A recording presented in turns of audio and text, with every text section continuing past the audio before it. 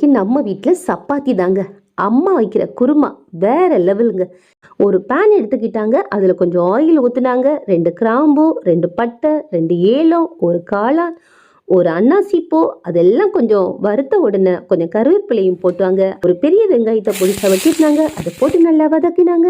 Onion கண்ணாடி பதம் வந்த உடனே கொஞ்சம் ஜிஞ்சர் கார்லிக் பேஸ்டையும் தூக்கி கொட்டி அதையும் வதக்கிக்கிட்டு, ஒரு சின்ன தக்காளி பழத்தை பொடிசா கட் பண்ணி வச்சிருந்தாங்க, அதையும் கொட்டினாங்க. அதையும் ஒரு வதக்கு கொடுத்திக்கிட்டு, அப்புறமா ஒரு கேரட்டை பொடிசா கட் பண்ணி வச்சிருந்தாங்க, ஒரு உருளைக்கிழங்கின் தோல் நீக்கி அதையும் கட் பண்ணி வச்சிருந்தாங்க, அதையும் கொட்டி அதையும் நல்லாவே வதக்கிக்கிட்டு, இப்போ கொஞ்சம் மஞ்சள் பொடியையும் கொஞ்சம் உப்பையும் போட்டு அப்படியே ஒரு 1/2 டம்ளர் தண்ணியை ஊற்றி மூடி வச்சுட்டாங்க. இதில் ஒரு ஜார் எடுத்தாங்க, அதில் ஒரு அரை மூடிக்கு தேங்காவை எடுத்து போட்டாங்க, 2 பச்சை மிளகு போட்டாங்க, 1 டீஸ்பூன் பெருஞ்சீரகத்தை போட்டாங்க. நல்லாவே அரைச்சிக்கிட்டு வந்துட்டாங்கங்க. இப்போ அரைச்சிட்டு இந்த மசாலாவை அதில் ஊற்றுனாங்க, வத்தல் பொடி சேர்த்துக்கிட்டாங்க, தேவையான உப்பு போட்டாங்க, நல்லாவே வெந்துடுச்சு. மல்லி இலையும் தூவி விட்டாங்க, கம கமன்னு மணந்துச்சு. நாங்கள் சாப்பிட உட்காந்துட்டோம்.